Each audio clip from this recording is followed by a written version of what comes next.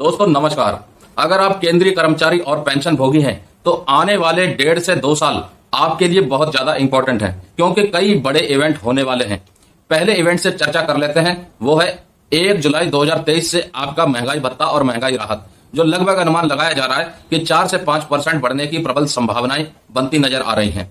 उसके बाद आपका जो 1 जनवरी 2024 से आपका महंगाई भत्ता और महंगाई राहत डिक्लेयर होगा, तो वो लगभग 50% को क्रॉस कर जाएगा या लगभग 50% हो जाएगा। उसके बाद अगर 50% हो जाता है तो क्या वो 50% महंगाई भत्ता और महंगाई राहत आपका बेसिक पे और बेसिक पेंशन में मर्ज हो जाएगा?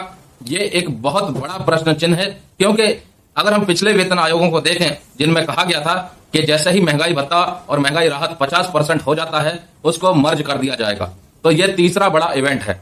और जैसे ही 50% महंगाई भत्ता और महंगाई राहत बढ़ जाता है तो आपके कई अलाउंस 25% की दर से भी बढ़ सकते हैं, जिनमें आपका children education allowance, child care allowance और भी कई बहुत सारे अलाउंसेस हैं जो बढ़ सकते हैं।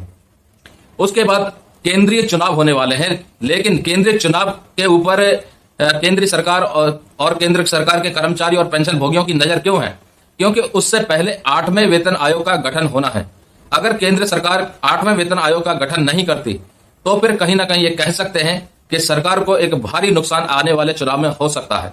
और अगर उसके बदले में कुछ और चीज का फॉर्मूला सेट कर रही है जिससे कि केंद्रीय कर्मचारियों की पेमेंट और पेंशन में इजाफा हो, तो उस चीज के बारे में भी डिक्लेयर हो सकता है। तो कुल मिलाकर केंद्रीय कर्मचारी और पेंशन भोगियों के लिए 2024 के शुरुआती महीनों में कुछ ऐसी कमेटी का गठन हो सकता है या कुछ ऐसे फॉर्मूले की तैयारी हो सकती है जिससे कि उनकी पेमेंट और पेंशन में रिवीजन देखने को मिले।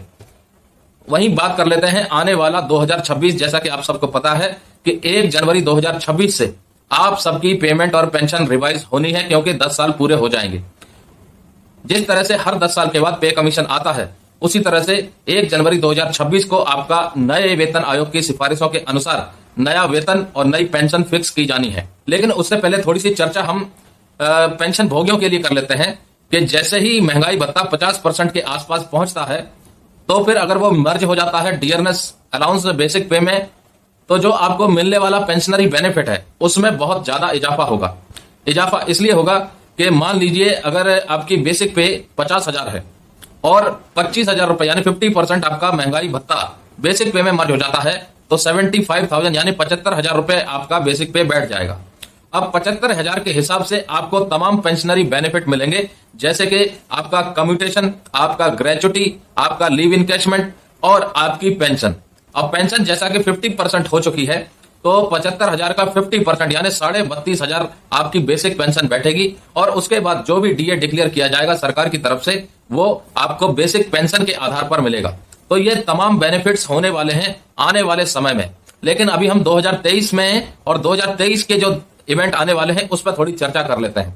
जुलाई के महीने से शुरुआत करें तो केंद्रीय कर्मचारी और पेंशन भोगी जो कि सैनिकों और भूतपूर्व सैनिकों के लिए है, तो 31 जुलाई को इक्वल मिलिट्री सर्विस पे का मुद्दा सबसे अहम है।